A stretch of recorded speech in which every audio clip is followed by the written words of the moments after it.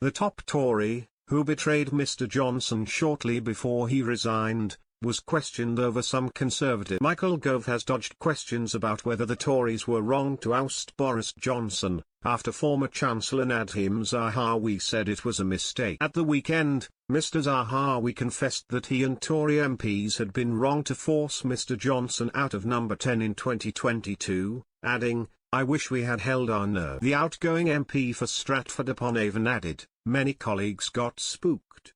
If colleagues had stepped back and just realized Twitter was not the country, we'd have probably made a very different decision." Asked about whether he shared Mr Zahawi's regrets, Mr Gove danced around the question. Mr Gove, who played a key role in the former PM's downfall before being sacked in a final moment of revenge, told Times Radio, "I wrote about this for the Times just after, and I said I regretted the fact and the manner of Boris's departure. But in a way, I think all of us will have views about what happened then.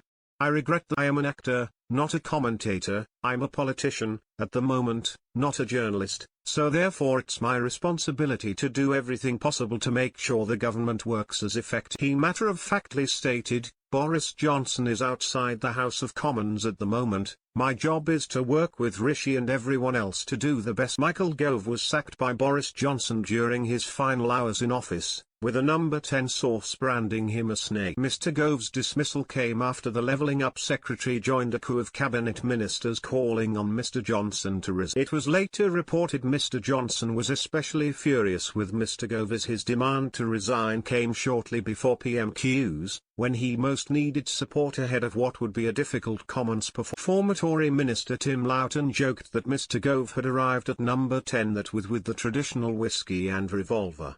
The PM downed the whiskey and turned the revolver on Gove. An ally of Mr Johnson's briefed the press, "It's not the first time he's been treacherous, appalling and disloyal. This is something he, Mr Johnson, should have done years." Mr Zahawi told The Telegraph this weekend, "I genuinely felt that the combination of activists against Boris and our opponents were in many ways enjoying the parliamentary party getting so spooked. I think if people had just taken a breath, stepped back and audited the achievement. If you go back, how many prime ministers have had to deal with Brexit, a global pandemic and then obviously economic recovery beyond that, to cap it all, war on our continent, where he led the war."